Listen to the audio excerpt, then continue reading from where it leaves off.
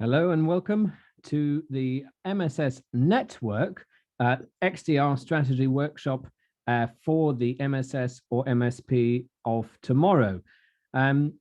We're very pleased to be hosting this type of session insofar as, of course, we are continuing our geographically focused MSS forums, but this particular forum is shorter in that it's only an hour and a half in total.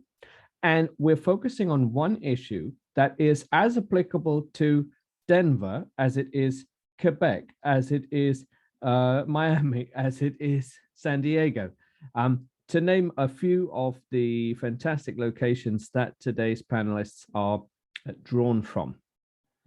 We're very pleased, again, to mix that MSP or SMSP and MSS community, and we're really interested in finding out if XDR, for example, is the be-all to end-all buzzword that is going to transform both security and your revenue, or if maybe there's something more at work. And a number of us have had pre-calls, and some of the debate has been amazing in preparation for today. And some people have said, well, how is XDR special?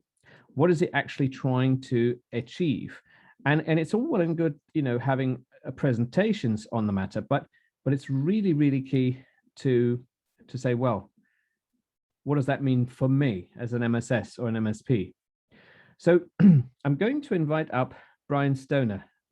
Stellar Cyber is very kindly supporting this event, and Brian Stoner is very kindly going to give us an interesting strategy session in between our two panels. But let me bring Brian first to the stage to explain a little more about where we could perhaps take today.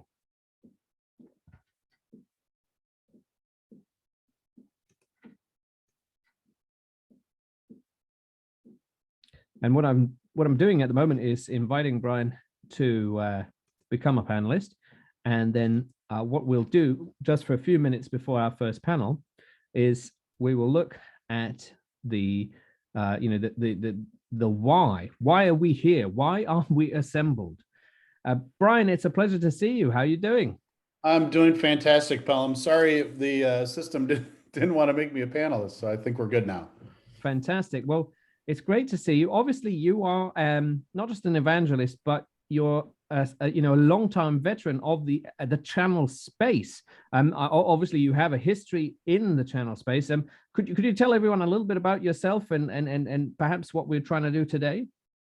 Absolutely, Pelham, and thanks to everyone for participating today. I hope to learn a lot from everyone on this session, right? But I'm Brian Stoner. I'm the vice president of the service provider group here at Stellar Cyber today. Previously, I built the managed services provider program at Silence. I did a similar thing at FireEye. I helped Solutionary, who was a big competitor to SecureWorks several years ago, sell the company to NTT. And even prior to that, I actually managed the Americas, the MSSP program for McAfee. And I also have, I will say, 13 years of experience in the carrier space as well. And I think a lot of that experience in the carrier space and the run rate revenue comp plans and all those things really were kind of my MBA course into how to work with managed services providers, kind of understanding what's important to their customers and financially how to package things, how to compensate your salespeople, and how to demonstrate your profitability to investors. So all of those things are things that I have experience with, as well as an MBA in finance. So I make a lot of spreadsheets for my partners and help them really understand what they're getting out of the different technologies that they're using and how to optimize the profitability in their business. That's perfect, isn't it? Because there are a lot of shall we say, topics that one can put in a conference that focus on the under the hood, the API, lots and lots of buzzwords. But seeing as we are in the channel space, we need to address the profitability of such a solution. White labeling it, bundling it, not bundling it, working with a partner.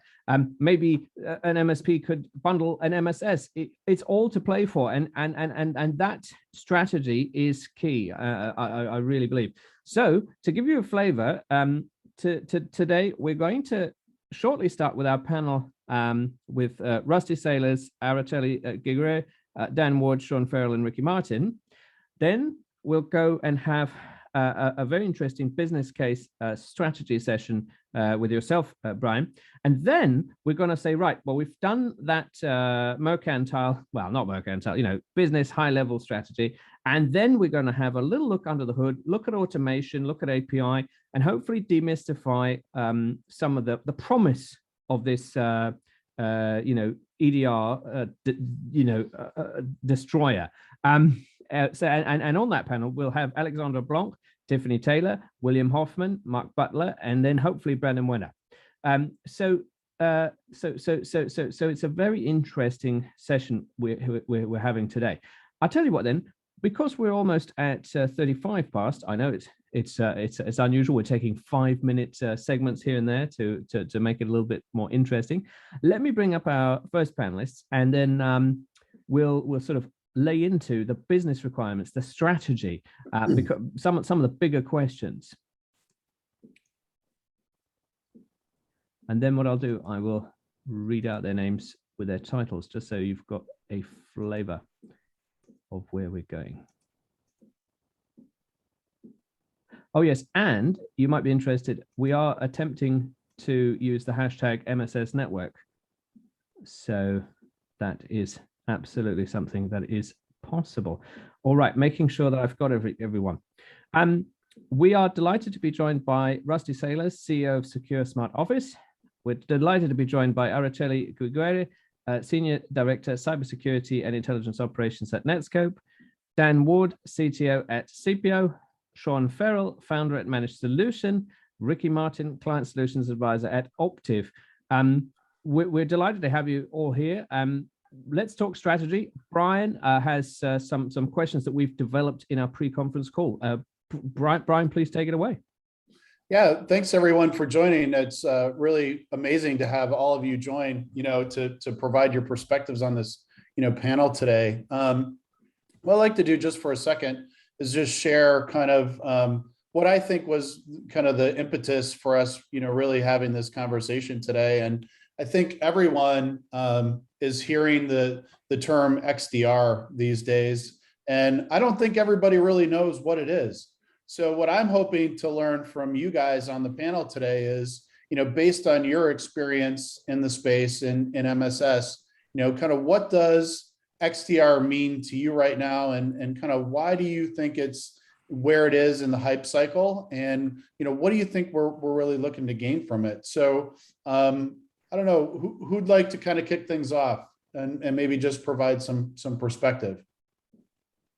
Hey, this is Rusty. I'll jump in. And the reason I want to jump in is because I've been looking at this for many years, and having moved from being a director at the second largest defense contractor in the world, doing multi-billion-dollar programs with pretty significant security requirements and huge investments in tools. I mean, huge investments in tools and technology. And now our company, SSO, just focuses on small and medium-sized businesses, And so the range of the kinds of tools you're talking about, the kinds of technologies that you're talking about, some of the panelists are going to jump in, and they talked about during the pre-discussion, is that their focus is across that whole spectrum, right? Yeah. And for us, it's interesting to see what people are looking for, what they're looking for their clients, what they're looking for in the tool and the capabilities to deliver to their clients.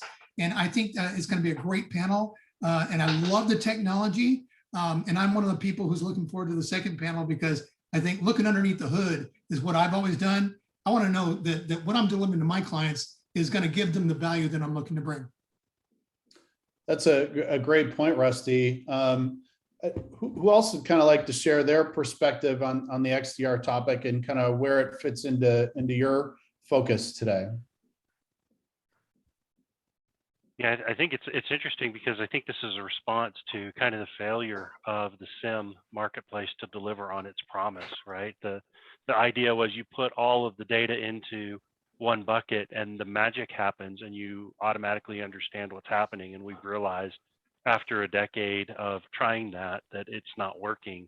And you know, this is really the vendors and more people jumping into, hey, how do we help people not just collect and correlate the data, but understand what it means to them, understand how it impacts them and what they need to do about that in a time frame that can change the outcome of a cyber attack, right? So that's really, I think, what we're looking at here is vendors and people who are building these solutions and all these tools trying to build more automation around, you know, the severely lacking workforce that we have right now in cybersecurity to try to kind of put their finger in the dam from all these all the data breaches that we're seeing. You know, it really kind of shows that the historical approach has failed, and XDR gives us some hope that we can that you know we can make a difference. I think that's a great point. And at a business level, right, that's the outcome is what we're working towards, right? Improve the outcome. You know, nobody wants to have to call you at 5 o'clock on Friday and say, I have, you know, 13 computers with ransomware on it, right? If we can, you know, somehow manage to stop that before it becomes that big of an issue, that's really the goal. So I think that's a really, really good point, you know, that SIM does deliver, you know, compliance reports and things like that, right? But is the government keeping up with the attackers in the regulations that they hand down to us? Do you guys have any opinions on that, you know, Ricky or Sean? Yeah, I'll comment on XDR and just some analogy I use with people. It's kind of like the military in that, you know, when we go to, I don't know, wherever it might be, we won't talk about some of the recent events, but when we go to certain places, we set up, you know, certain areas that are kind of our command centers. And then behind that, so that's kind of your XDR. And then technically in the background, back here in the US, we have sort of our scenes collecting logs, and then we have to respond to these things that come up. So I think XDR is sort of a hub that's unifying the Internet of Things, the devices that we ultimately leverage in our business and other businesses. But then it, you know, just like, again, I'll use that military, and just like that, whatever happens in the field in the military from the human side, how we set up policies, procedures, security frameworks on the tools that are feeding those XDR solutions, whatever they might be, is also important. So there's a lot, I think you said, you know, kind of dam it up a little bit there. There's just so many components to having a good XDR strategy, although the XDR tools in some cases are claiming they kind of do it all. So I think there's the people, the product, and then really the business solution or strategy behind that. So it's messy right now. If I can there, I think Rusty was imagining I would have a feeling about this, and then Sean so I stood in the intelligence community for a long time mostly in the commercial sector, but I have heavy defense contractor and military sensitivity. And I think part of our problem as a security community, as we go to improve sensing technology and response technologies, along with the people and processes that accompany them, is that we get away from looking at the security problem as being one that is foundationally rooted in speed and engagement, and we start looking at just the control frameworks. And so from that perspective, I do think regulation is innately or inherently behind, and it's trying to write governance praxis for us to follow that suggest that speed and engagement have been taken into consideration, but we don't ever call that out because that's more of a delivery model. You know, if you look at JADC2, for example, that's the IoT of sensing technology for anything from maritime and air warfare activity to what XDR is starting to address now. We need to be able to communicate at a IoT level series of transit and update, and then start making decisions based upon updated, continual, and expansive sensing. Furthermore, turning your sensors into response engines as well. And so I think that's what XDR is in the path of being able to do. I don't want to be a cynic and push the hype button and suggest that, you know, well, SIM offered the same options way back when. But I think that XDR, if it can differentiate from SIM in that regard, increase sensing, increase speed, increase engagement, then maybe we have some hope. That's a really good point. And, I think you also hit on another point, which is interesting is, that data collection aspect of this to be able to use the XDR technology is really a key component. Trying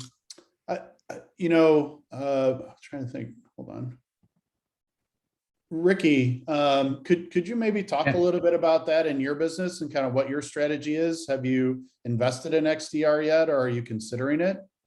Yeah, so we have kind of an in-house version of XDR that Optiv provides to customers, in addition to selling the full-blown XDR solutions that different vendors provide.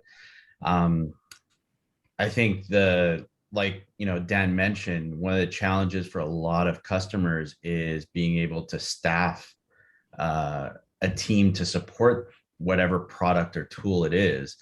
And that's usually where, in the managed service space, where there's opportunities because you can have that service and provide it to them and free up those security teams to focus on actioning those items or responding versus having to figure out how to read the system to be able to get to that point where they respond.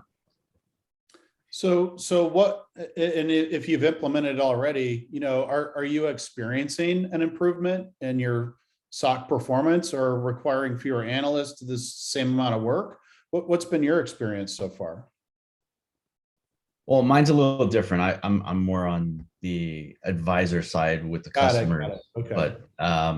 But yeah, I have seen with some customers that have implemented solutions, they're able to free up staff. They can focus, all those hard-earned budget dollars on other resources and other projects that need priority versus, finding FTE resources to support a solution.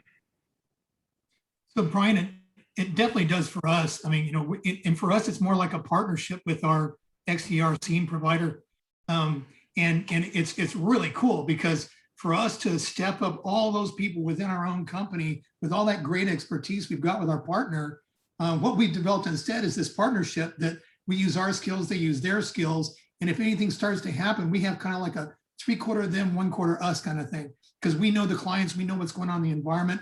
And we see the characteristics and trends going on in the environments with our clients. And so when we get indicators and findings and suggestions from our partner, we literally respond to those together and decide what we're going to do very, very quickly. We wouldn't be able to do that without them as a partner. Yeah, that's a great point. And, selecting that partner, I'm sure was a big job. Yeah. What was we your— moved away from a really famous one to this, which has been a great move.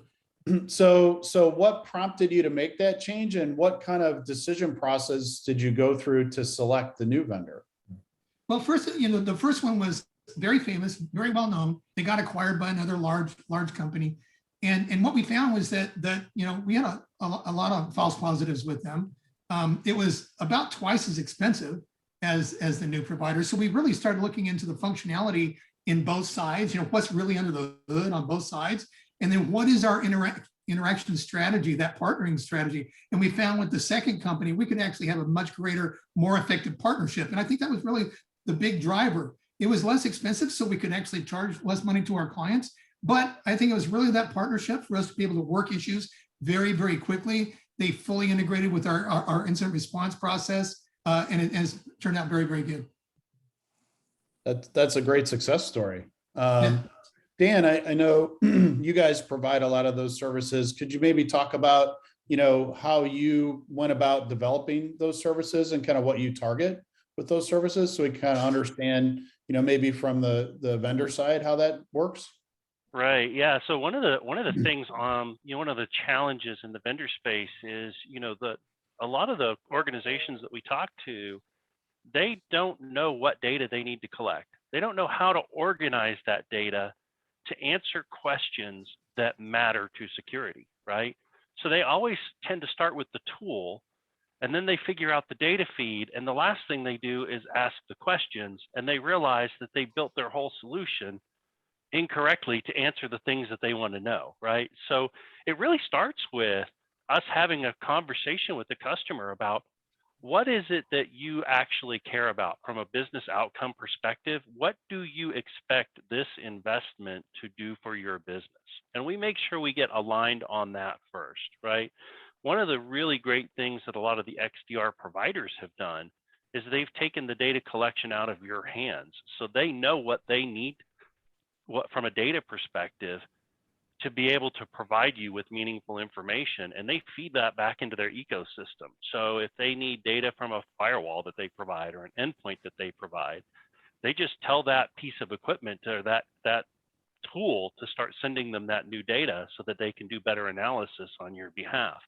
So it's kind of neat to see how that ecosystem is evolving, and it's becoming more of like an enterprise security bus and action system, where it's kind of communicating back and forth across your infrastructure and your security tool set to be able to kind of reflexively collect data, analyze it, and give you better outcomes. So that to me is the exciting thing about this is, you know, as we move more towards APIs and interoperability, and we see these kind of centralized intelligences starting to take advantage of that capability, we're starting to see the automation be more effective than the humans. Still not by far replacing them, but for the basic blocking and tackling things, I mean, it definitely is a force multiplier for, you know, your employees, which, let's be honest, those people are really hard to get right now. So that's really the only way we're going to win this battle, is by making the technology better, smarter, faster, digging deeper, and more kind of self-configuring and you know, self-feeding.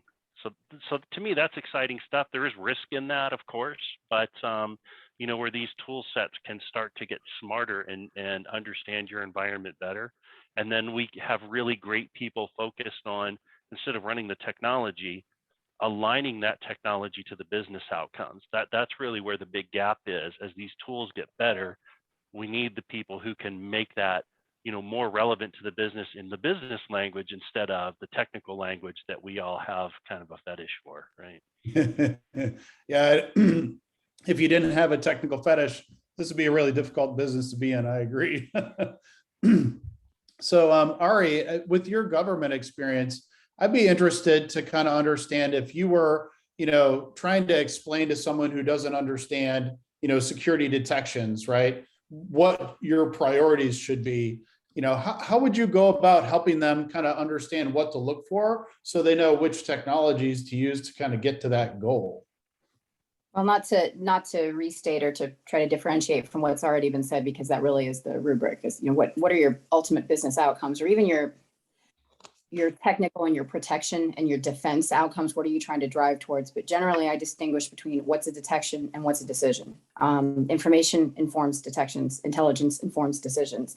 And if you look at it that way, you can kind of start to put rough order of magnitude buckets together of, you know, what you'd like your internal resources to be focusing on, because they have a greater level of familiarity and intimacy with the assets that are in play, and where you can, we're talking about MSS here. XDR is an area that I think is absolutely ripe for MSS providers to really help you know, speed adoption with enterprise customers in federal and government, in state and local, and in normal commercial enterprises, because so much of that information gathering and the cursory level of, you know, standard environmental or industry level decisions is best done by somebody who's receiving large volumes of data. So to try to recap, words, which I'm doing to you all today, sorry about that. You know, if it's institutional intelligence driven, i.e. regarding or dependent heavily on stuff that only internal parties would know about the environment, that helps identify your assets, and that's where your decision making should focus, on the asset. If you're looking at industry threats and things that tend to exist within rote, either adversary or environmental conditions, that's an information gathering exercise. And so I break them into those two buckets. What are you trying to do? Are you trying to block a threat in particular, or are you trying to protect an asset? And from there, you can usually start to break out your priorities. Yeah, that makes a lot of sense, because I know when we talk to, you know, like cyber risk insurance companies, right? They want to know how many, you know, records do you have? How many of this do you have, right? And I think what you just said kind of points to where's your crown jewels and how are you protecting those, right? So I think that's great. And then once you get those detections, you're right, you have to be able to do something about it.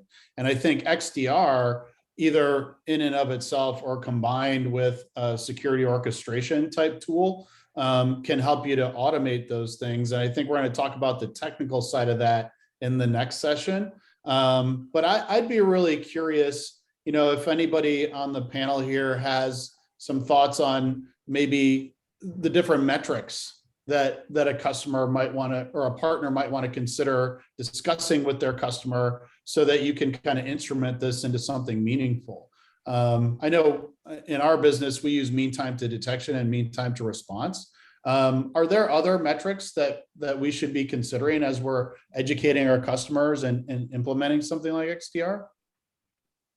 I'll jump in here because I've seen this firsthand in previous life, working with one of the vendors, that they would actually show us the total number of incidents that were captured through the XDR solution and I agree. remediated without any interaction from our team. Yep. So, being able to show those metrics and the numbers and the volume just helps to validate and show the value of the solution. And Rusty, I think you had a little something to add there. Oh, I did. That's where I was leaning, because that's what we've done. We've gone to this kind of large nonprofit that we protect. They had no idea that many attacks were happening against them and that they had been mitigated. So when they looked at that, they're like, "Oh, is that per year?" They're like, "No, that was this week." They had no idea. And so I thought providing that kind of, Ricky, you're dead on. I think providing something that shows that there's value under the hood that protect that environment for them, that's just gold. Yeah, Brian, we built a custom BI platform with Microsoft, the Power BI platform tools, just to be able to show that information. And we do everything, on the other side, not to strike fear in the customer, but simulated attacks and all that on a monthly basis, and various tools to do so. But it definitely drives the conversation around, XDR security, managed security, however you want to frame it. So it's very impactful, and it's surprising at this stage of the game, aside from what everybody's reading in the news. And I was saying in one of these panels last time, I think just like COVID, right? The more we learn about something, the more we start to realize it's serious, and the more we have to take it serious and do something. And that's the same thing that's going on in security as we see these breaches happening. But I was going to say something on the last one that was interesting that everybody brought up. And Dan, you did a phenomenal job of touching on the business outcome. But I still think, regardless of all the XDR tools and all the people involved from the intelligence perspective, I still think the human is a problem in the decision-making process. So you have these CMMC, these government regulations with NIST and all these things coming down, and there's so many layers of human interaction trying to help define whatever that business objective is for security. This is what we have to achieve, whether it's just a term or it's, here's my laundry list of 5,000 items. And it adds to, it creates complexity for the services providers, I think the suppliers of these tools, to try to be able to meet those needs, because a lot of the time, the human side, the CISOs, they don't know what they don't know, and they don't really know how to build out those frameworks. So I still think there's going to be there's a lot of room for error in creating great XDR SIEM managed services or security solutions, because people will be misguided by, in some cases, what the business is saying they need, or the person in the business is saying they need, which is a big concern of us as a managed service or security provider. Yeah, there's an interesting point there that, one of the challenges in the business environment is it's often easier to exploit a vulnerability than to patch it, right?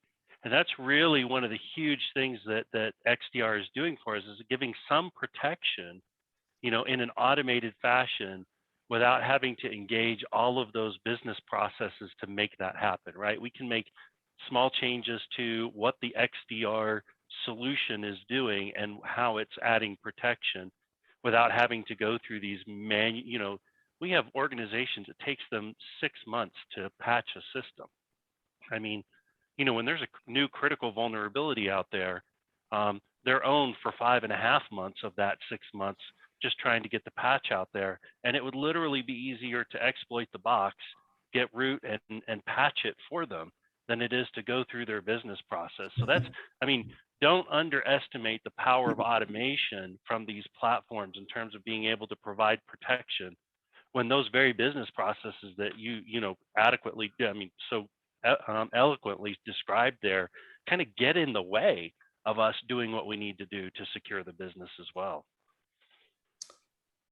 Yeah, I think, you know, it's really hard because there's different maturity levels of customers along the spectrum, right? And so what might work well with a medium-sized business, you know, an enterprise thinks is too simple, or an SMB thinks is just pure overkill, right? So there is definitely a broad spectrum of kind of understanding. But I think to your point, we should be able to, with XDR, provide simpler, more impactful reports, right? If possible, to the customer, so they can, you know, have an easier time making those business decisions. Because I think as an industry, we've done a really good job of training people, especially, you know, business leaders, that every time the CISO calls them and says, hey, somebody did this to us, they're like, well, what tool can we get to stop that from happening ever again, right? XDR in a way actually makes you kind of change that conversation, in that, you know, now it doesn't matter as much what tools, you know, they have. It's more about getting more value out of the tools they have. And I think at the SMB side of the market, you know, when they say, oh, well, we've got a firewall and we've got endpoint, why do we need this, right? You know, how do you guys handle some of the smaller customers? Rusty, I see you smiling there. I'd love to kind of understand how you help them cross the knowledge chasm, so to speak. So, you know, we don't do a lot of selling by fear, selling by learning, you know, by teaching, educating. And so you were talking about a little bit earlier about the level of finance, but also the level of knowledge of medium to enterprise level things. And so to me, it's like figuring out a way in business language, yet in small business language, you know, to get these topics across to the owners or the decision makers in these companies. Because, you know, I was just going through a PowerPoint presentation this morning, you know, explaining this very simplified package that we delivered. And I took out all the words, you know, and I went to just these simple blocks with just, you know, a couple of words in each block. And I said, we do this, right? And so when it comes to security, let's open that up and let's unpack that a little bit and look at it. And so it's more of the educational side that's like, I know you're dependent on your antivirus, I know you're dependent on your anti-spyware, but guess what? You know, if you don't have threat intelligence, you're not going to be able to compare that threat intelligence to logs you're collecting to look for ransomware indicators, you know, of compromise. And so kind of bring it down to a really grassroots level and a common English level. As I was about to share it with you, I forgot the comparison that we used. It was like, you know, eating breakfast or something, you know, it's like one of those down to earth comparisons of, you think it's doing this, but it's not, and you got to have this. So we figure out that kind of language to have those discussions with small businesses and medium-sized businesses. And do you ever use the term XDR, or do you kind of leave that out of the conversation? Never. No. Yeah. Okay. Never. Very cool. It's got a big X in it. That sounds really, you know, science fiction.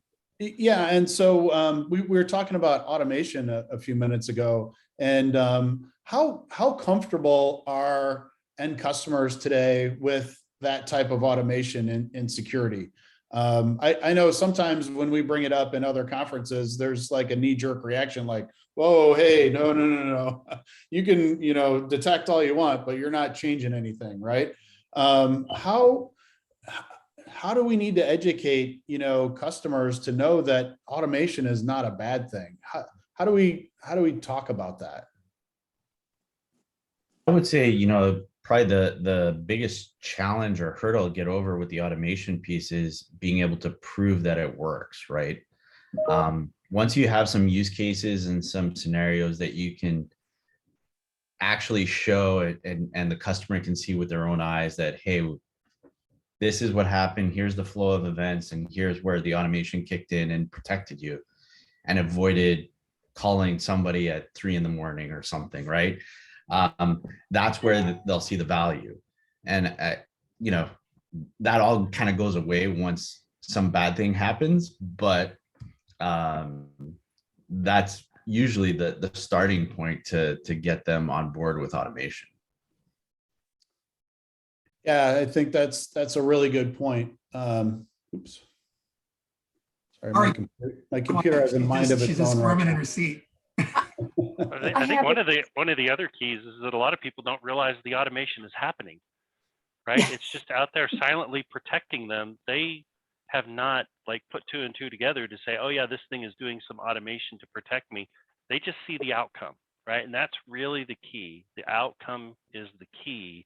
And that's what we need to stay focused on. So they don't care if we get through there through, barrel of monkeys or automation or, human lifting. I mean, mechanical Turk, they don't care, right?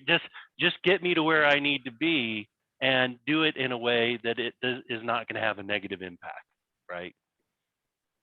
Well, and I know sometimes the challenge is after they've seen a report where there's, only 2 or 3 alerts in a month, they go, what are you doing for me? And then you're right. You got to be able to show them all the things that you did do, right? So hopefully XDR can do that. And I also know from a compliance reporting perspective, XDR can be helpful sometimes too, because we've had multiple customers who say, well, I used to have to provide 6 spreadsheets to demonstrate that I met this control, and now I can just produce 1 report. Is there more advantages that we can get out of XDR than maybe we're getting today? I've got to speak up on this one because, one of our clients was a smaller client and they wanted to go after Fortune 50 customers. And Fortune 50 customers are now, they're coming down on these and say, what are you doing in this in cybersecurity? What are you doing this in cybersecurity? They're actually addendums to their contracts and the request that they need to respond to for the request for proposal.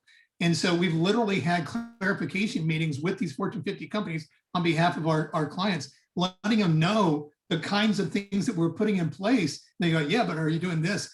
We're not just doing that, we're doing this and this. They go, oh, cool. Well, what about this? Oh, we're doing this and this. They're like, wow, that's pretty cool. So now some of those companies, they were like a couple $1 million, are now doing $40 and $50 million a year because they've been enabled through cybersecurity and these kinds of capabilities that we're able to communicate with those Fortune 50 clients. They wouldn't be able to get those contracts otherwise. Yeah, no, I think that's a great point. And I think the SolarWinds and Kaseya breaches have really raised awareness for understanding your suppliers, right, at a deeper level, which I now think Datto RMM, right? I mean, did a really good job articulating how, and so I talk to partners all the time, and one of my partners said, you know what, if you just didn't whitelist everything so they could maintain the tool in your environment, you'd be 100% safer, right? How are you guys all kind of protecting your businesses better? I mean, obviously that was kind of a wake-up call for all of us that, when you update something from a vendor, you just assume that there's not malware in it, right? Or, if somebody's targeting your tools to target your customers, what are some of the things that you guys are doing to help protect yourselves better in light of a lot of those things? I don't know, Sean or yeah, we like anybody treat ourselves like we treat our customers. We're using the same XDR SIM, but XDR tools that we use for a lot of our customers. And what Rusty just said, spot on. I mean, we're getting contracts thrown at us from customers, and the language very litigious in nature, coming from sometimes not even the information officer, sometimes the attorneys, because the information officer just is pushing so hard to get whatever it might be, CMMC or NIST or HIP, whatever it is, down, and they're just throwing all this stuff into a contract with no real knowledge of how it all works, how it integrates, and ultimately it's going to be a huge problem in the market for suppliers, vendors, to make all these things sort of come together, because in a lot of cases, some of the frameworks that these suppliers are asking for, or I should say compliancy standards, they may not even exist or be needed based upon how the supplier or vendor or managed solution provider is trying to access the network. So it's just adding more and more complexity, and it's coming really fast. And it's like I said, I think you said it, Ari, earlier, you got all the new government regulations that are documented and mapped out, and then you have XDR tools over here that are being put in place, and there's a lot of them. And then you have the providers and the suppliers trying to implement them, and then the customer. It's still kind of a wild, wild west out there that is going to take some time and some effort to get through. Yeah, does anybody else work with like the financial vertical where you have to answer the questionnaires? I see some shaking heads. Hey, before you leave this, there's also the side where we protect ourselves now, and so we have to put the legal language, to help protect ourselves, because, we can't really know everything about, those suppliers, as we've seen through this year. And so, we have to put that protective language within our contracts to protect us. And only now am I seeing feedback from some of our clients who get their general counsel to review that and go, well, we're not going to quite let you go on that one, And so they're getting to push back a little bit. But it is a balance. We have to protect ourselves as well. Yeah, Sadly, what we're seeing is oh, sorry, go ahead, Ari. Go right ahead. Go ahead, Dan. Well, what I was going to say, we deal with a lot of financial organizations, and what we're seeing is, from a risk management perspective, it's not their risk or even third-party risk. It's fourth and fifth-party risk that we're struggling with through the financial organizations, because they're buying a service from provider X that's using a service from provider Y, and they're using provider Z. Provider Z has a security problem. Man, how do we go through that chain of relationships to get that problem solved? And the answer is, man, there's not a good way to do that today. Right. Like, that to me is the big struggle, is that third party risk. So we're actually seeing these organizations put in their contracts that not only will you like certify your level of risk, but you're going to certify all of your providers and the providers to those providers, right? Yeah. That's where it's starting to get really interesting, and uncovering that and like having a conversation of what these chains of providers look like is kind of really some fascinating work. And that's what we're starting to see on the legal front, and I think we're going to see more of that. And then Dan, you and I contract to somebody in Europe. Well, Europe would be good news. They're regulated tighter there, but another story. Dan, you and I were on message with the same. I'm looking at this. It's ultimately, we're playing a shell game of risk transfer. But when we receive assurance that we're subscribing to one service or another from, we assume that they're not plagued, but that they've got it figured out better than we do, and we're just trying to hide that from everybody else. I'm seeing that going around more and more. And recently, in an environment over which I had a significant and sufficient degree of influence, so no attribution assigned there.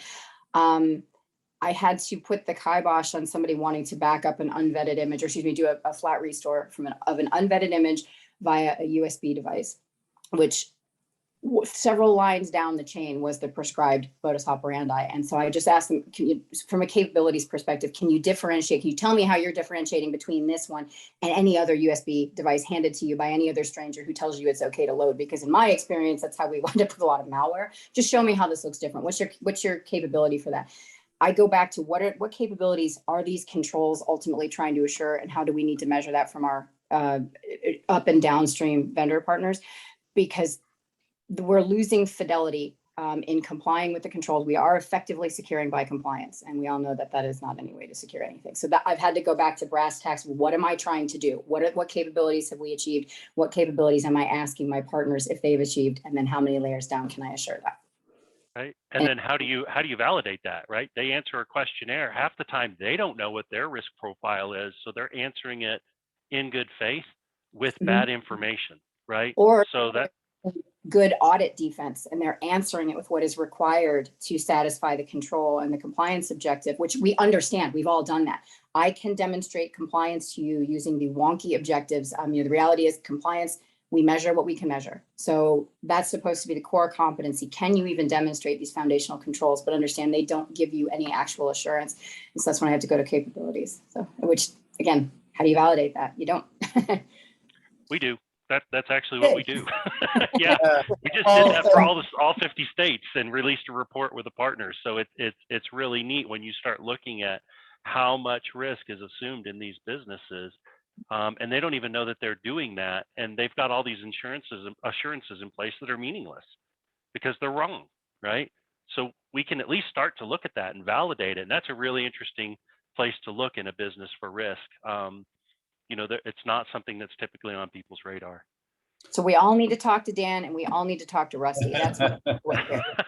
Well, And, you know, I don't know if you guys have to respond to a lot of those questionnaires, right? But we actually repurposed our RFP tool to respond to those questionnaires because we were getting so many of them now. So, because like every partner who has a downstream customer that's financially focused, it's almost the exact same 189 question questionnaire. So, you know, if we're going to have to do this a lot, but I think what's also interesting is, you know, can we, through XDR, mitigate some of that risk, right?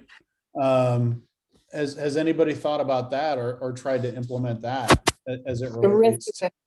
The risk of the questionnaires or the risks the questionnaires are asking about? Because if there's an XDR for questionnaires, I'll buy it. But yeah, no. I'm just thinking out loud, right? So now we know all the business risk that we have to protect against. Can we translate that into XDR policies so that we can automatically remediate some of those things? Or if there's other services involved, like other cloud services, right? Let's say your customer has 5 cloud services and, you know, their network infrastructure and their endpoints and all that, right? So they're using Box, right? If somebody's putting PII on Box, you know, can XDR have a policy to prevent that from happening? Has anyone kind of gotten to that level with XDR yet in implementing it? Well, so again, XDR is being a big term as far as, like I mentioned, protecting all devices.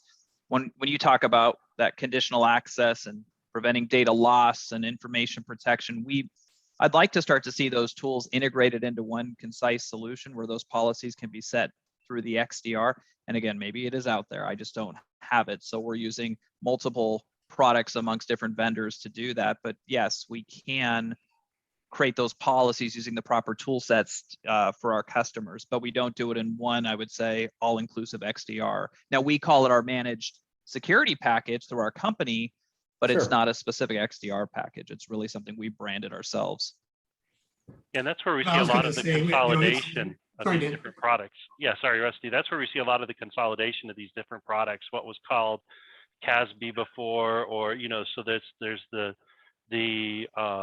you know, new categories being created for these. Like XDR is a big bucket, SASE is a big bucket, and when you start putting those things together, right, that's where you start to really see the power of what you're talking about, Brian. Like, how do I use this analytical capability to drive a policy change on a third-party platform, right? That's where the integration of that SASE type or CASB type capability with the brains of the XDR being able to change some of those outcomes that you're talking about, right? I was kind of thinking about, you know, data loss prevention technologies were, you know, over and above what right now, you know, we've deployed XDR into. And so it's an interesting perspective, Brian, to try to, you know, extend XDR into the areas that we deploy those data loss prevention policies and technologies. Something to think about. Yeah, and you know, I think kind of the thing that we're all kind of hitting on is that there's lots of different, you know, vertical products that have the term XDR in them today, right? You've got, you know, CrowdStrike and SentinelOne, they've got their XDR, right? And it's not really XDR yet. It's more like, hey, we bought this big data company and now you can dump all your data in there and you can do stuff with it, right? Well, okay, is that really accomplishing what I want to accomplish? Then I can go to, you know, Palo Alto and I can buy 6 different products in order to get XDR, or the same thing with like Fortinet. You know, it's like, there's so many different people that have different strategies for it. I think, you know, understanding how you could set policy at a high level and drive it into all of those things is what we're trying to understand, if that's possible, right? So I don't know. I mean, given the panel here, you've got different experience with different technologies. Where did your XDR experience begin? Did it begin on the endpoint or on a you know, network tool? Where did it start? Well, I'll jump in on before we were, you know, looking at it as, you know, managed security, SOC and SIEM services and all that. So, you know, we came from and still do the Microsoft world, Brian. So for us, we found that, we came from the Azure Sentinel downwards, managing the seam, if you will, with Sentinel. And the reason we did it is there was the onset of Office 365. Everybody had it. It was simple to attach into, their security platform of tools, data loss, and all the other stuff we mentioned earlier. And so then centralizing that security through their product and then leveraging Sentinel, it is getting better. It becomes this XDR type tool with the ability to push that rights management, data loss all through one by getting those insights coming back through that SIEM solution in Sentinel or Azure Sentinel. So I see that as a potential opportunity to see the intelligence coming through, being backed up by the automation, getting pushed back out to drive policy. I don't know how far they'll take it, but they're making some investments. So that's where we've gotten close to that automation with the XDR solution as one. Yeah, Microsoft's moving from $1 billion of investment in security to $30 billion investment. So we have a great deal of focus on Microsoft. Mm-hmm. Yeah, and I think we sometimes have when I talk to enterprise people, they're going, Microsoft, oh, that sucks. Hey, for the small and medium-sized business, man, Microsoft is our primary focus. Yeah, I think we all have a love-hate relationship with Microsoft at some points because, on one token, they have great technology, and on the other hand, they get breached a lot because all the attackers focus on them, right? So, it's kind of a double-edged sword, with some of these big vendors. But I just got notice from Pelham that we're over time. I'm really disappointed because I am really enjoying this conversation. You guys are amazing. Thank you so much for all of your viewpoints and everything. And I'm glad we recorded this conversation because I'm going to go back and listen to it and really pull the nuggets out that you guys all shared. So thank you very much. I said yesterday, I was really looking forward to this because of the different perspectives. That's juicy, man. I love doing that. Fantastic. Well, Ari, Rusty, Ricky, Dan, and Sean, thank you ever so much for joining us. Please do stick around in the audience, even if just to listen in. We got some excellent sessions coming up, including a panel with Mark Butler, Tiffany Taylor, William Hoffman, and a few others, Alexandra Blanc included. So thanks very much. We will see you in the audience. Take care. Thank you so much. Thank you. Thanks. Appreciate it.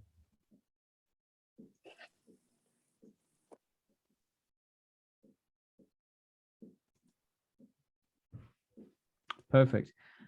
So excellent. I think this is real progress, and as always, we're trying to uncover a real obstacle to sort of security success. Brian, I know you're very keen to now sort of show us your findings. I know earlier we saw that wonderful slide from Gartner and the hype cycle. Very, very pleased if you would share your screen and give us your thoughts on XDR strategy. Yeah, absolutely, Pelham. And here we go. Let me just get it pulled up. All right. So there were three areas that, in the agenda we wanted to focus on, right? One was kind of how to assess your current XDR strategy and maybe understand different ways that this can be approached. The second piece was kind of making the business case, which we did talk a little bit about. And the third piece was kind of build versus buy.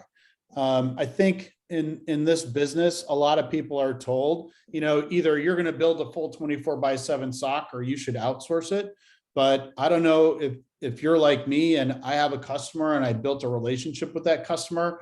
I have a hard time, bringing in a third party and making that relationship a threesome, right? So let me just kind of jump into things. The first thing that I wanted to talk about is when we talk about XDR, inevitably part of that conversation kind of evolves around machine learning, okay? And machine learning, I think, is something that we all need to read a little bit about. When I worked for Cylance, Stuart McClure actually wrote a really good book about machine learning and how it works, right? And there are, different types, right? Artificial intelligence and machine learning are used kind of interchangeably, but they're not the same thing. There are really, kind of three different types of machine learning if you boil it all down, right? The first type of machine learning is supervised machine learning. And this is the type of machine learning where we give the data scientists millions of samples of good things and millions of samples of bad things. And over time, the machine learning can look at all those different files and they can see the combinations of code and ascertain whether or not something's good or bad, okay? And so that's what you see in a lot of the endpoint products for malware and phishing attacks and things like that. They can go out and ascertain whether the file is good or bad. The second type of machine learning that's used, especially in the Stellar Cyber platform, is unsupervised machine learning.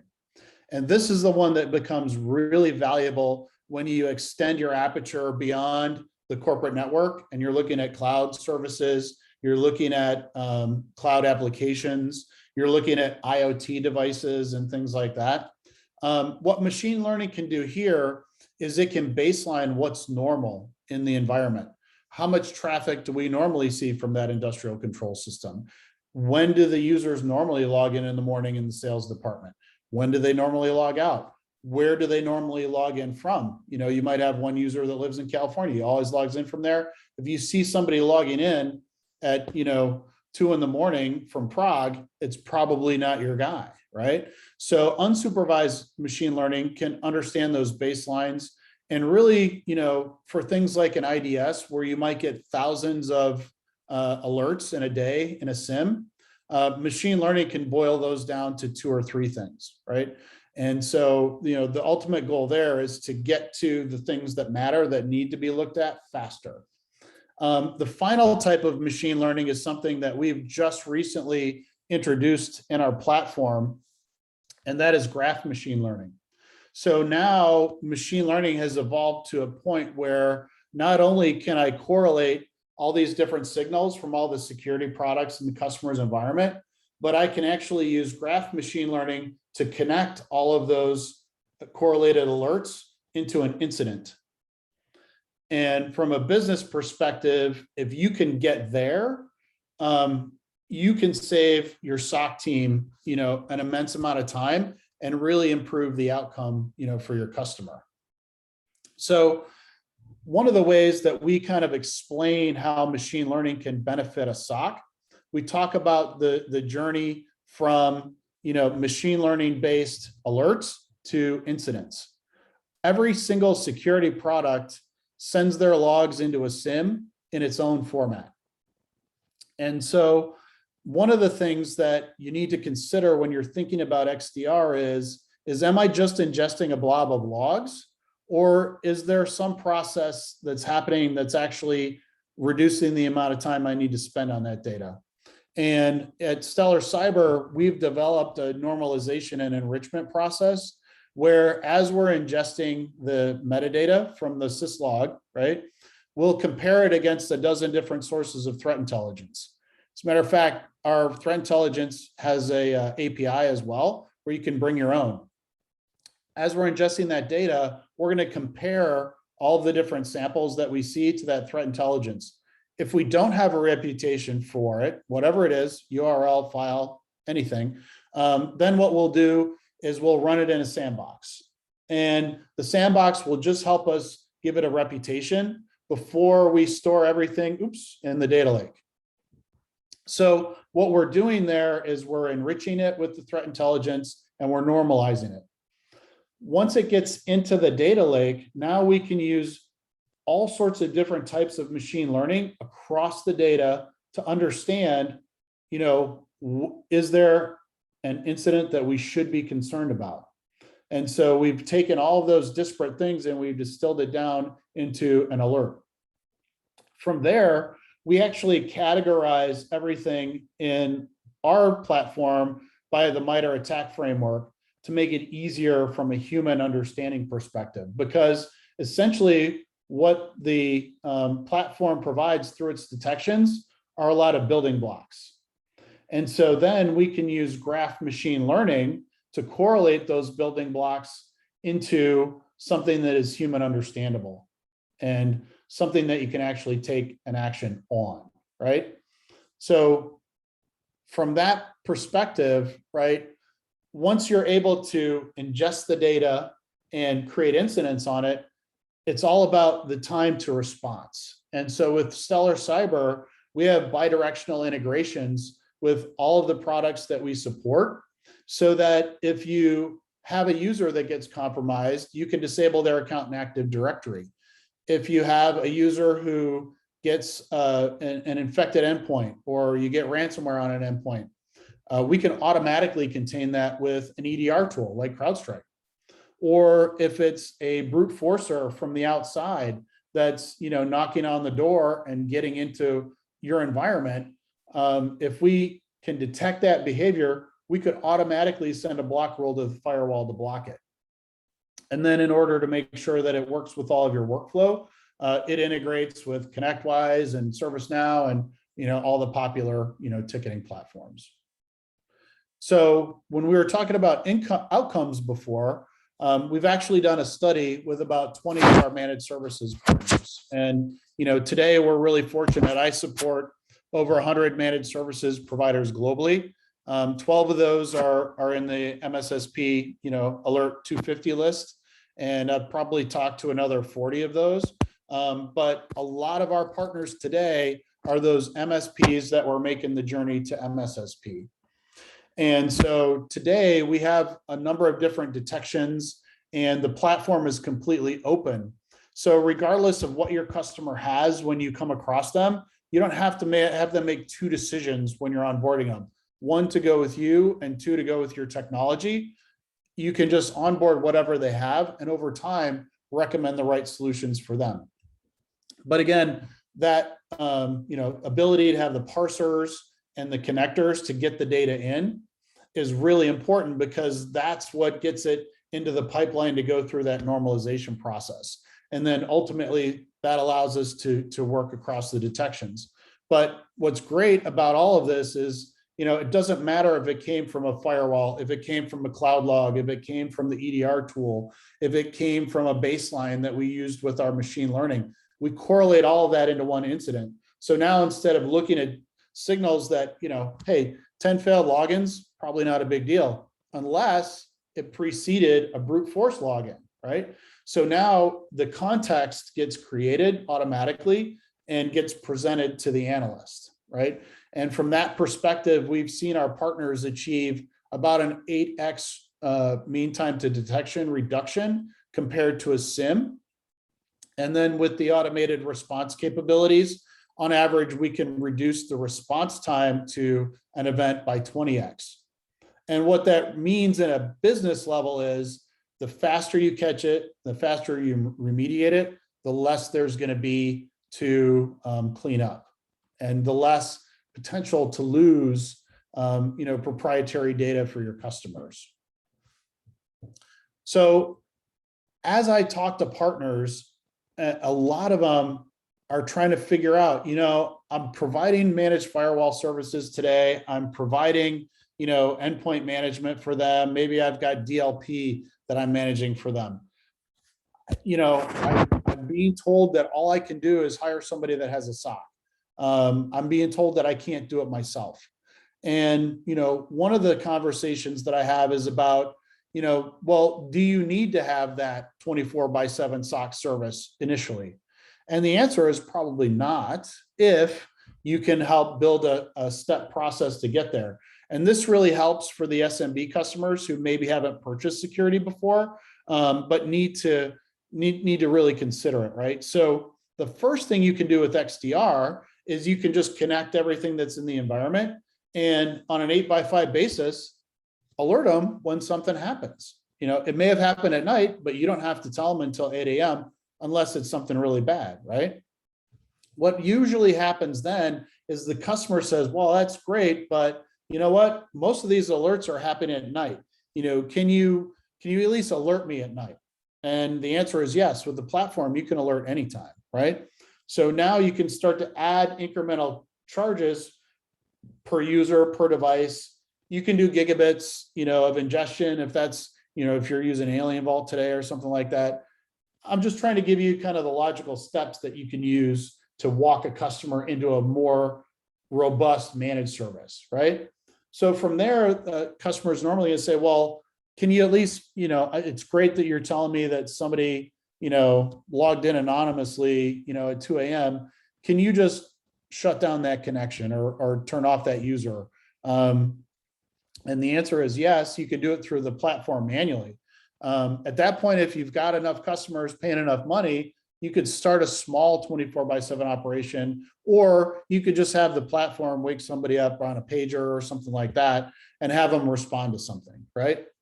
From there, XDR really offers the opportunity to do things like automated remediation. So I'll flip-flop these last two steps for a lot of partners so they kind of understand you don't have to go full on into threat hunting. You could do remediation services first through an automated way, right? I'm going to block brute force attacks. I'm going to block things that come through Office 365 that are malicious, just simple things.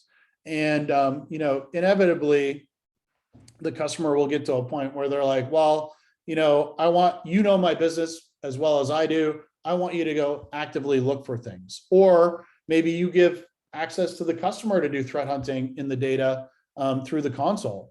And we've got full role-based access, so you can control what the customer can do in the platform. So you can tailor a service where maybe you're co-managing with them, or you just give them access to run reports, or you give them access to do threat hunting or other things.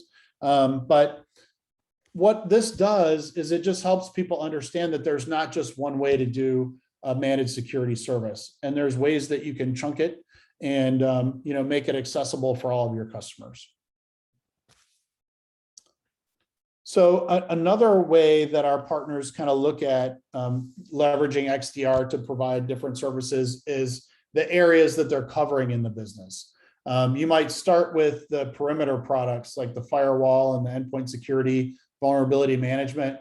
But then as you move in, you start providing SIM services and access, importing cloud data, right, from like a CASB or their AWS service or something else. And as you get deeper and deeper into the automation and the platform, you can charge the customer more and more. So at Stellar Cyber, one of the things that we just recently released was the Xdr Kill Chain. And that was really our attempt to help align with the MITRE attack framework. So it's easier to understand what the machine learning is really telling you. And then from a simplified workflow perspective, that's where we added in the incident management, on top of the automated alerts so that you can actually prioritize things and really focus on the things that matter. And again, with it being open, you never have to say, no, you can't support something that your customer has. And it also supports multi-level, multi-tenancy. So we have lots of what I'll call master MSSPs that provide SOC services to downstream MSPs who need those services or maybe don't have the wherewithal to build them themselves. So it's really built a really nice ecosystem for our partners. So I'll stop sharing there for a second. Palam, do we have time for a few questions if anybody has any? Yeah, absolutely. We do, although it's sort of time for our next panel. But yeah, I guess whilst I prepare that, we could sort of say, since it's a business strategy session, sounds great. How can they sell it to the end customer who often says, no, I can't even have I don't want to do a brand name subscription, but I can't even get them to buy one of those brand name subscriptions. How am I going to get them to buy this? Well, and that was kind of that step slide that I shared, right? You can start with small increments for them and kind of work them into it versus trying to get them to go from 0 to 100 in one, transaction, right? So I think just thinking about how you could break your services down into different levels really helps to get those kind of resistant customers. But, if that doesn't work, right, which it may not, some of those customers you're never going to get. And, at some point, if you have too many of those and they start getting breached and you start getting a bad reputation, I think it's time to decide whether or not, we want to keep all of those customers, because at the end of the day, if they're going to be open and potentially open up a risk to my business, I want to understand that too, right? And some of them have bought into cyber risk insurance. If they have cyber risk insurance, then they should at least understand that they need a little bit higher level of service than a firewall and endpoint security. Absolutely. Well, no, that is a good angle. I'll tell you what, then let's bring our panelists up because this sounds like a great segue. We've had our strategy session. We've had our business look, and actually, one of the key things is now what happens under the hood. So let me make sure that I get everyone. And Mark, for some reason I can't see Mark anymore, but he was just there a moment ago. Let me make a few introductions to help us on this journey. We're very, very pleased to be joined by Alexandra Blanc, virtual CISO for VARS. We're joined by Tiffany Taylor.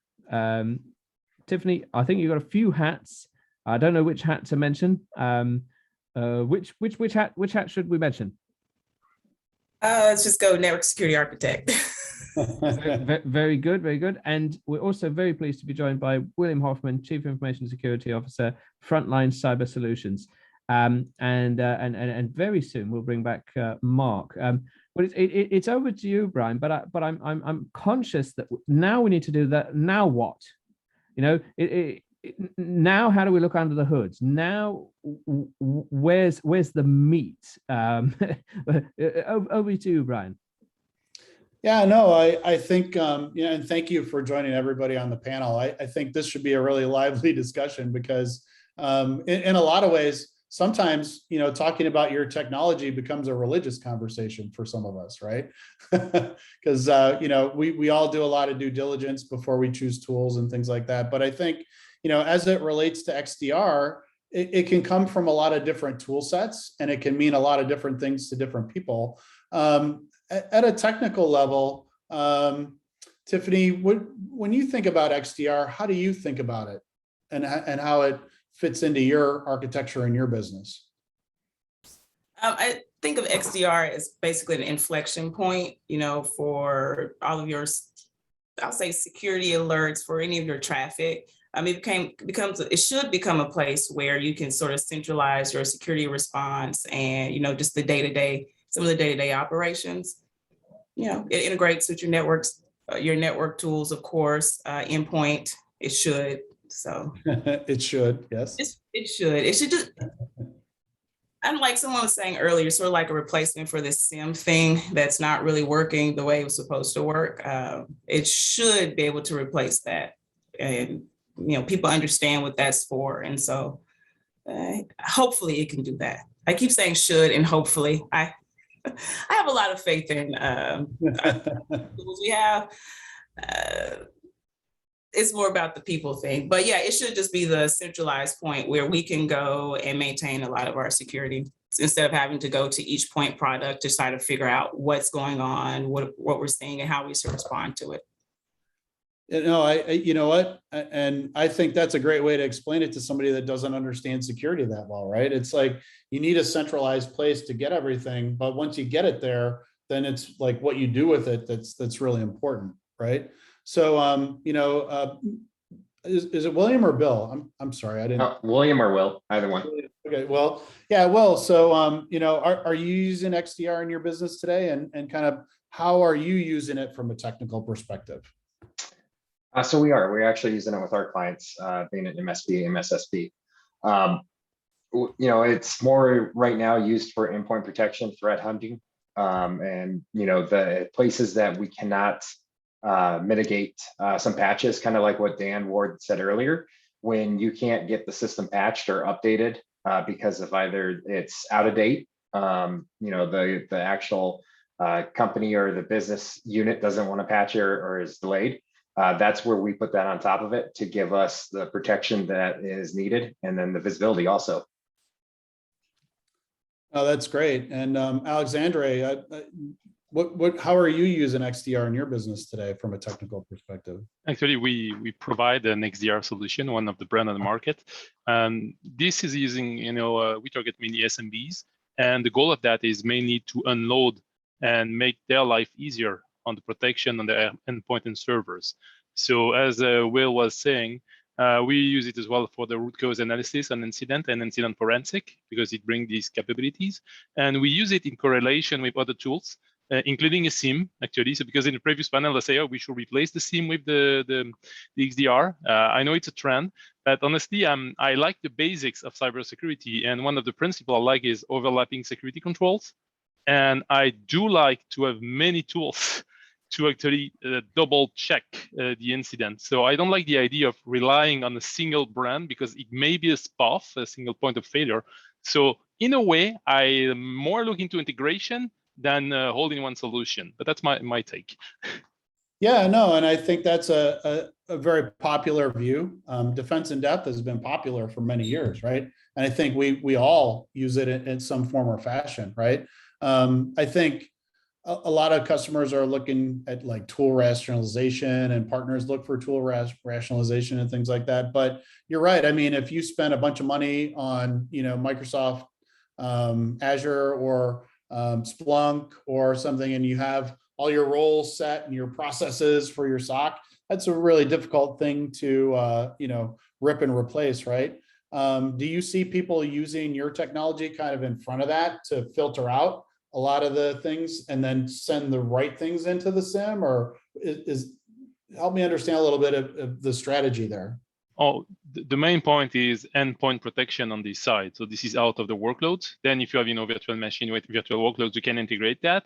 Either you use the native solution, you spoke about Azure, so you can have the security center, and you can either use the Azure solution or integrate the logs with another solution that we collect and do the whole relationship. Because in the end, we do not have all the workloads, even the endpoint. It's not in the Azure cloud solution. So ideally, the business should have a single way to visualize everything and get an ID and a correlation between the attack, like both on the device themselves from a network standpoint. So in this way, I still advocate for a SIEM, which is feeding the SOC, and the SIEM should pull the event from the XDR and do the correlation work on that. Because otherwise, don't take me wrong, I don't want multiple tools with multiple dashboards. I want a single dashboard and correlating the information of all the tools. We don't want to waste time. The whole idea in this solution, bringing automation, playbooks, is to make the life easy for everybody. So the business owner, the SMBs can focus on their work. And we as security people, we know that we can reliably watch a dashboard, and we are not going to be woken up at night for nothing, because there is nothing that I hate more than being woken for an incident. Oh, actually, I have a question. So how do you ensure that your XDR tool doesn't become like just another point product that's just sitting there, not really doing what it's supposed to be doing other than collecting logs and data? Yeah. So I don't know if I should take it. This one, no, will feel free. No, I'll jump in after you. Yeah, okay. There's multiple ways, to think about it. Yeah. So you get the obvious, monitoring of the solution itself, as who's watching the watcher. So first of all, you get the dashboard of the solution provider. This is all mainly, I think, all the XDR now are SaaS based. So you get the dashboard and you get alerts if something isn't responding properly. So you would rely on that. And these logs actually feeding the SIEM. In my case, it depends of your architecture. If you use the other one, and any missing logs, missing heartbeat, or anything that doesn't respond should trigger an alert, and you will investigate that. So for sure, you have normal and expected behavior. If you have a laptop and this is someone traveling, and that machine is not having the heartbeat to the platform, and it's going to trigger an alarm, the AI and ML process that has been described before is embedded into the thing, allowing to know what's the baseline behavior of the machines, and it will trigger an alert only if you go out of the baseline. So that's the kind of thing that we want, because we don't want to adjust that, match the schedule of the XDR alert with the agenda and calendar of the people. So that's the kind of thing we are looking after, like automation and heavy lifting. And then with what we do, with doing assessments, penetration testing, that type of stuff, we won't notify the SOC that we're doing it. We just have the C-level or the executives know it. And then what we'll do is we'll do the debrief or outbrief with the SOC team members and have everything documented, what time we launched an attack, if we uploaded any type of potential malware to endpoints to compromise them, that type of stuff. So that way they can then pull the SOC logs or the SIM logs and be able to say, okay, did we get an alert? What did we see? How did we see it? Did we see it transition? Did we see it go here? And then just work with the team to say, okay, are we getting the proper feeds? Kind of like Alexander was talking about, it's a double check. Yeah, purple team style. Exactly. Yeah, but you just hit on something I think that's really important for everybody to understand, right?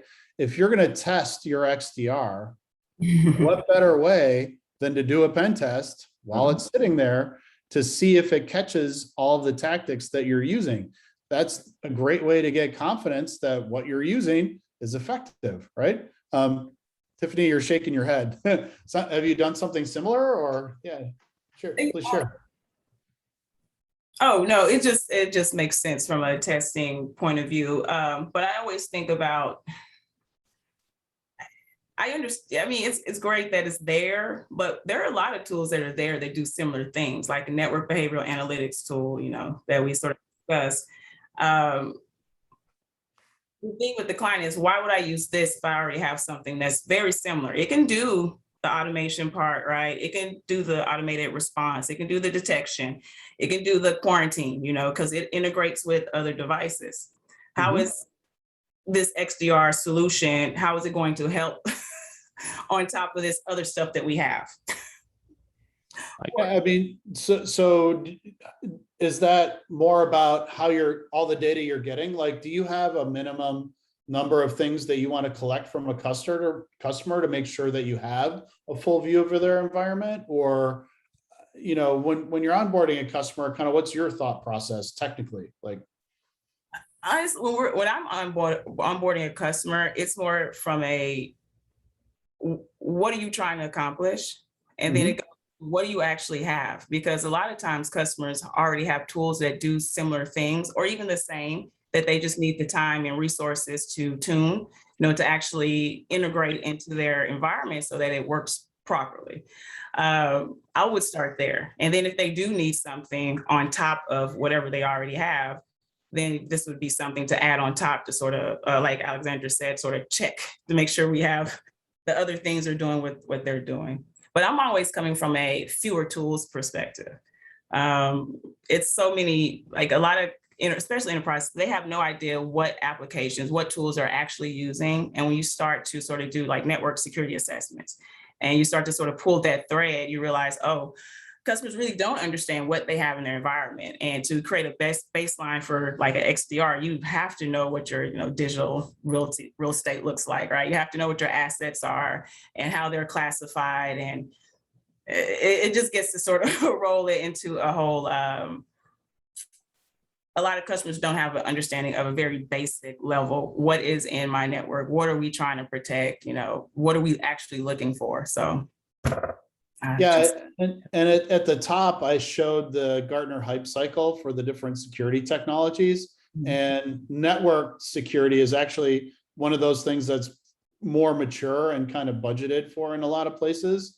Do you see an opportunity there sometimes to get in to that network project and then kind of expand into a broader conversation of like XDR and SOC services? Or I'm just kind of curious. You know what? It is easier to get in from a network perspective because, like you said, it's a lot more mature in a lot of most environments, like your network. You can add network security from the network side. You can add more tools and stuff. I mean, I see that. And usually that's because they're already comfortable with the vendor. So it becomes a specific, hey, we're like a Palo Alto shop. So yeah, we'll try their XDR because we trust, their product offering. Same thing with Cisco. Everyone will try a Cisco product because every environment has core Cisco switching around it. So it becomes easier like that. But when you start to talk about like a third party who they aren't comfortable with and they don't know about, yeah, it gets a little murky is what I'll say. Yeah, Will, I'd love to get your kind of perspective on that. Do you start at the network sometimes and work your way into SOC, or is that not your business model? No, so we do start that way. You know, the very beginning, the start, actually, we'll do an assessment, either gap assessment or a penetration test or stuff like that, because I think that opens up a lot of eyes to see where they're blind and see what they're missing when an attack happens. And you know, there's times, and I tell the client, I said, you know, it's a sad day for us and a good day for you when we don't actually be able to root a box, because you do have endpoint protection that is blocking or that is logging it, but are you guys seeing it? But then other times there are environments that don't have that, or they're missing it on a box that, you know, server that was just stood up, and the team never told them, hey, we just turned up the server, we didn't get stuff loaded on it yet, and you know, we were able to pop it because it didn't have protection, and then move around the network how we needed it. And so that's normally where we'll start, and then we do start with the network, just because, like, you know, Tiffany was saying, when it's Cisco, when it's the Palo Alto, when it's that type of stuff, they're kind of used to it. Coming in with like Sentinel-1 or any of the others, you know, it's understanding the change and where it would affect, and be able to go from there. Yeah, I agree. I think, and that's a challenge though too, right? Because a lot of those tools like Fortinet, not to pick on Palo Alto or anybody specific, right? You have to buy multiple modules from them to get the XDR functionality. You got to buy their sensors, you got to buy their SIM, and then you can buy their XDR on top of it, right? So, you know, I think that works great in an environment where everybody wants to buy the whole stack, right? But when you've got a bunch of different things in the environment, you know, I think there's an opportunity in our industry, especially in the managed services provider space, to maybe collaborate on what are some of the detections we should be standardizing on, right? If I see user behavior and network behavior and cloud behavior that are all anomalous, but they're related, what's that detection, right? Because as great as network is, when COVID happened, where'd everybody go? Out to their home office, right?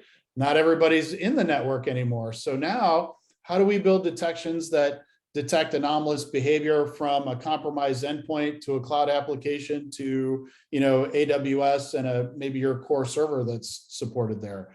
Are those some of the, you know, use cases that you work through, Tiffany, in your business? Oh, well, yeah, for sure. But my perspective and, you know, sort of people in network securities, I guess perspective is sort of changing. The network isn't just on-prem. So when people left, that was just a natural extension of the network.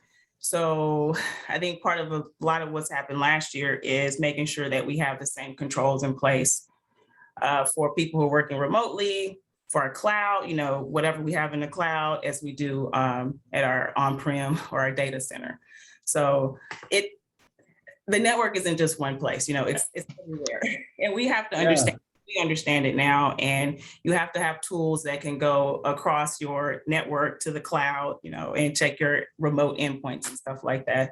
So it is good to have some type of, I call it an inflection point, where we're getting all of this data where we can actually start to do something with it. So, yeah.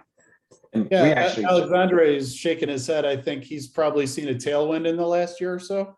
Yeah, no, well, there are so many good points from Will and Tiffany around the place. Like, you know, I mean, good point, Tiffany, network is no longer the corporation.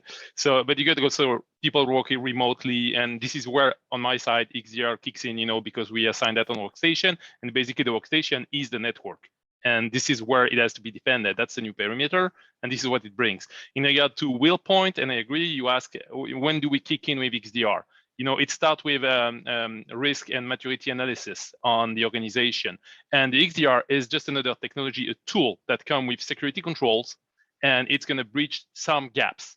So basically, we want to achieve, respond to the risk to the organization. So Xdr is a great toolbox, whether it's a complete set that goes to cloud, to on-prem machine, whether it's focused on workstation, it's going to address some security controls, and that will allow you to build a solution. And as I said, I like overlapping security controls. So I want to mix these controls with other tools. like Xdr on the side, network on another side, could be CASB on another side. It has to be correlated and information must be consolidated because it has to be useful to the organization. But let's not lose the focus. What do? We do a risk analysis. We see which risks are exploitable in face of the critical asset. And Tiffany said we should know what we have, know the data, know the asset we have. So we want to know what to protect. And we bring security controls. So XDR, its goal, its capability. We bring capabilities as any other solution, and it has to be working together and enforcing each other. So I don't like the idea of having it, one size fits all or one solution to do it all. And I want that to work in correlation. We've seen so many supply chain attacks that nowadays, I'm sorry, I cannot trust one provider. So my cloud provider will not be my security provider because I don't trust it. And I want a second pair of it. So no, I don't agree. I don't want that. And also what we see in SMBs, they have multiple cloud everywhere. So we need tools that allow integration across multi-platform. And that's not happening easily when you get all the solution from one single brand or provider. So that's where I wanted to say.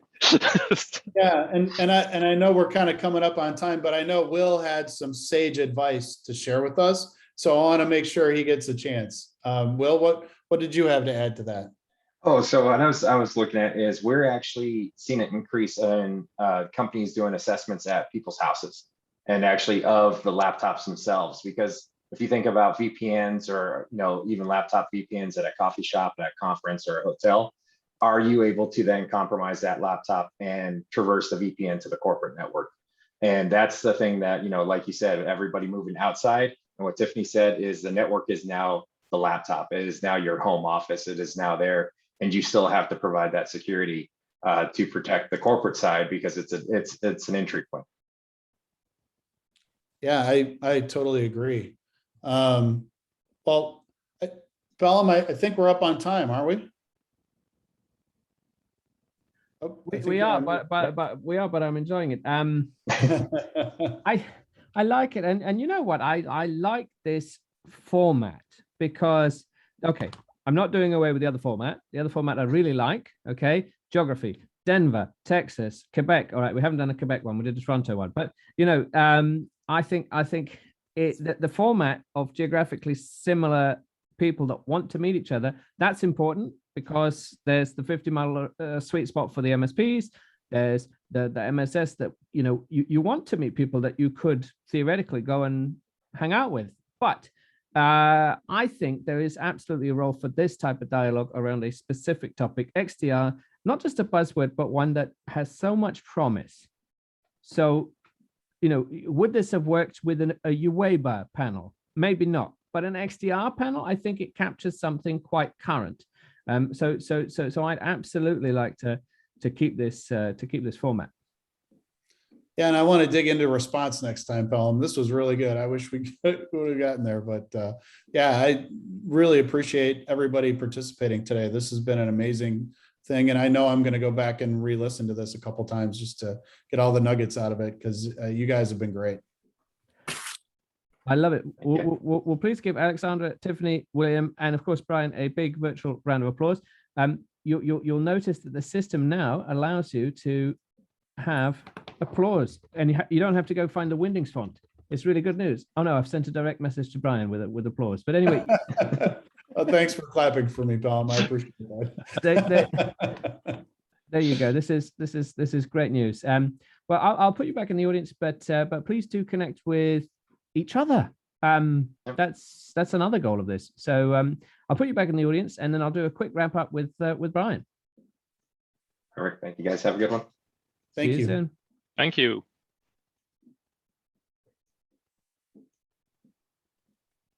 I like that, Brian. I think we got a lot out of it, especially that last session. The now what? It's fine, and even here we've still got Alexandra, Ari, Gil, Rusty. Hi, Rusty, Sean, Tiffany, and William. Right at the very end. It's a nice group, and of course, yes, there's a bit of cross-pollination from people who have been to the MSS forums in different geographies, but I feel it's quite collegiate. What do you think, Brian? I think it's been an amazing conversation. I've been dying to have this conversation for a long time. So thank you for facilitating this, and thanks to everyone for participating. I learned a lot today, which was great. I like it. Well, what topic you say response? Should we do one another time and basically just focus on response? I think we should, because I think, really that's the goal for a lot of these things. And, there's different ways to approach it, and different technologies you can use, and different technologies you can use for enforcement. So I think it'd be great to have more of an in-depth conversation around, making customers comfortable with it. Showing how you can demonstrate that you're doing it properly, and, demonstrating the outcome via reports and things like that. I think we talked about all those issues today at a high level, but it'd be great to kind of double click on those things and give something actionable to the audience. Absolutely. Now, I had a follow-up question to that, but Rusty's just come up with a good question. Rusty says, how can you help the lower end cost market of small companies? Me personally, or just in general through this conversation, I guess is the question. You know what? Maybe it was carrying on from the XDR question, as in how can we get the XDR solution to? Oh, Brian's company. All right, sorry. How can Brian's company help the lower end cost market of small companies? Oh, yeah. So we actually have a program for MSP partners to number one, kind of educate them, and I help them understand the model of, building the financial model for it, right? But with the product itself, we have a jumpstart program where we ramp, the onboarding of the partner so that they don't have to pay for the platform until they're getting paid by their customers. So we have a whole, it's called the Stellar Cyber Jumpstart program. And if anybody's interested, I'd be more than happy to share it with them. But I think, we have to do everything we can as a vendor to help people, cross that chasm and be successful with the technology. So that's one of the ways that we do it. And we have partners that focus on micro SMB, like all they do is monitor their firewall, their Office 365, and their endpoint. And that's all they do. And they do it for, $10 or $20 a month. So, you can get all the way down to that micro SMB, market, and we can help you do it profitably. I like that. And does that answer your question, Rusty? I've activated your microphone. Yeah, that's great. That's the kind of stuff we're looking for. So let's set up time to talk. I know we've met offline before, but let's follow up and see what we can do. Sounds great. Perfect. And then finally, because I'm doing market research here, unashamed market research, I want to know what topics to put in the next one. When we're talking about response, could we go as far as remediation? I'm interested in remediation. I'm not fearful of automated response. I think there's a balance, and as long as we can define what automated response should be, I think that we should really consider it. Okay, fantastic. And Tiffany also says yes. So there we have it. Brian, if you're game, we can not just go response, we can go all the way to remediation, not retaliation. I know that's a different conference altogether. Yeah, and I've had conversations with a couple of partners, Pelham, that would be interested in almost like, and they called it an alliance, right? We're all in the managed service provider space, and as these new threats happen, it would be great to be able to share that information between partners, because there's vendors that do it, there's threat intelligence and things like that, but there's not really a community. And I think through your outreach and what you've developed here, I think there's an opportunity to maybe build a community where we could kind of band together and share best practices and share detection types or combinations of technology or whatever it is, so that we could all be more well-informed and, have a better experience in the community. So if people are open for that type of thing, I think that would be really cool too. And I've heard, multiple partners say that they'd love to, participate in something like that. So if anybody here is interested in something like that. Yeah, so we actually have a concept where that would be, let's just talk offline. Yeah. We have a whole strategy to deploy that in local communities as a response based on that information gathering. Yeah, and as a vendor, those are things that we can kind of help fund to get them off the ground too. So let's definitely talk. Sure. One of the other please. areas that I've been kind of interested in is working with the colleges and universities that have the cybersecurity programs, and to build that conduit between those programs and the partners. We might be able to do something like that through the community too. So also Sam and I are both on the engineering advisory board for National University. Yeah. Yeah. We always complain about how few resources there are available, and we're in a diamond mine and we don't know it. Yeah. Yeah, especially in the States with well-funded universities, shall we say. Mm-hmm. And actually, I have a lot of nice connections to US universities. So now I know that, I can add maybe some university perspectives next time. I wasn't going to say it, but I'm also a fellow at UCSD. So, I mean, if you want to look at whatever, colleges or universities, glad to hook you up with people or whatever. I like it. Well, that is in fact one of the, probable and possible outcomes of this MSS network. It's not just a domain name, although it is a domain name. We do hope to create some sort of a community. Now, often people say community and it's just a newsletter or something. But I think we have a real shot, given what is it that I do? I organize events. What is it that people seem to like? Events. When it's something that's actually relevant is being discussed. Now, that's just me being absolutely honest. I think that those combinations mean that we have a real shot at making a success of this, Brian. So hopefully we can realize that. Yeah. All right. We are now over time, but yes, everybody, thank you ever so much, and thank you to Stellar Cyber for supporting this event, and of course many others.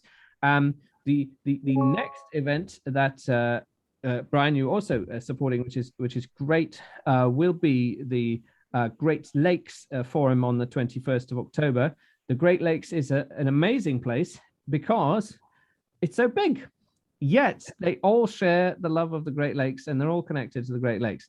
So 21st of October will be another one to watch out for. It's true, on the 15th of October, I have one specifically with defense contractors and CMMC and MSS that's linked with that. I have that. That's quite niche, but otherwise, the Great Lakes on the 21st of October. Awesome. All right. Thanks, everyone. And thank you very much, Brian, for being a great moderator. Yeah. Have a great rest of your day, everyone. Thank you so much. Thanks, Milan. Thanks, Brian. Yep. And see you very soon. Lovely to see you, Alexandra, Ari, Gil, and William. Bye-bye.